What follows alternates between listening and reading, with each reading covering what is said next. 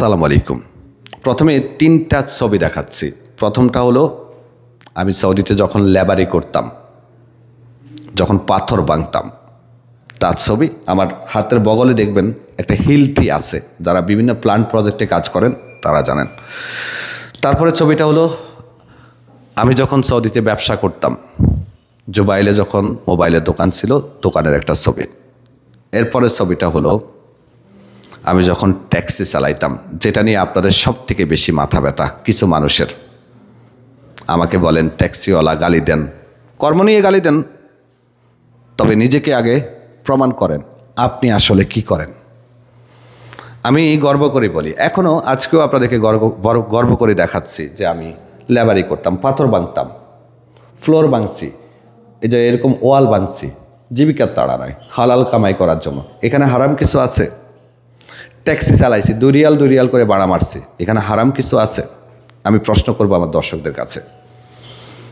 এখন ব্যবসা করি, হয়তো ব্যবসা বড় হয়েছে, কিন্তু আমি এই ব্যবসায় এখন পর্যন্ত আসতে 2007 থেকে 2025 কয় বছর, 2007 থেকে 2025 কয় বছর, এই সময়টা প্রায় 20 বছরের বেশি সময় আমাকে পরিশ্রম করতে হয়েছে। আমি জুবাইলে আসছিলাম 2007 সালে 19 সেপ্টেম্বরে। তখনও জুবাইলের সাপ্লাই প্রচুর জনপ্রিয়, চাইলে সাপ্লাইয়ের ব্যবসাতেও যেতে পারতাম, কারণ সেটাতে অনেক বেশি ঝামেলা, কখনো সেটাতে যায়নি। কি করছি? লেবারি করছি, মোবাইলের দোকান করছি, ট্যাক্সি চালাইছি, এখন ট্রাভেল এজেন্সি করতেছে। চুরি তো করি না, করি। তো আপনি যে আমাকে আমার পরিবার নিয়ে গালি দেন, আপনি কি আমার পরিবারকে দেখছেন? আপনি আমার মাকে দেখছেন? দেখেননি? এটুকু অহংকার করে বলবো না, সম্ভ্রান্ত পরিবারের সন্তান। অভাবের তাড়নায় প্রত্যেকটা মানুষ তার পেট চালানোর জন্য কাজ করে। আমি যদি আমার পেট এবং পরিবার চালানোর জন্য লেবারি করি, ট্যাক্সি চালাই, তাহলে নিশ্চয়ই আমি পাপ করিনি। আপনি যে আমাকে বারবার আমার কর্ম নিয়ে খোঁটা দেন, আমি এখনও 20 টাকার গেঞ্জি গায়ে দিয়ে অফিসে আসছি। আমি স্বাভাবিক থাকতে পছন্দ করি। আমি আমার ব্যক্তিগত কোনো সম্পদ কখনো আপনাদেরকে সহজে দেখাইনি, হাইলাইট করিনি।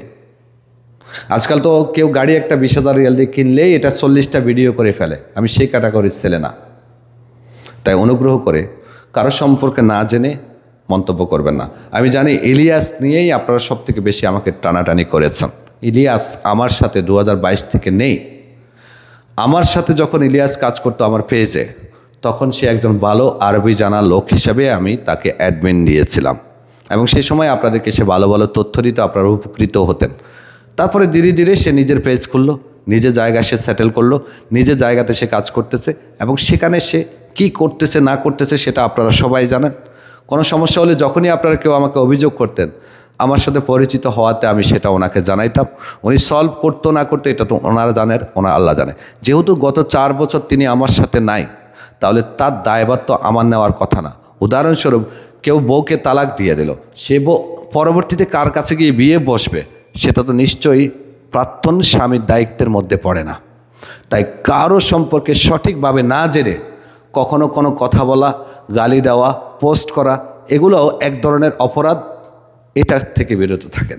আমার সম্পর্কে আগে জানুন, যদি না জানেন তাহলে অযথা আমার সম্পর্কে গুজব ছড়াবেন না।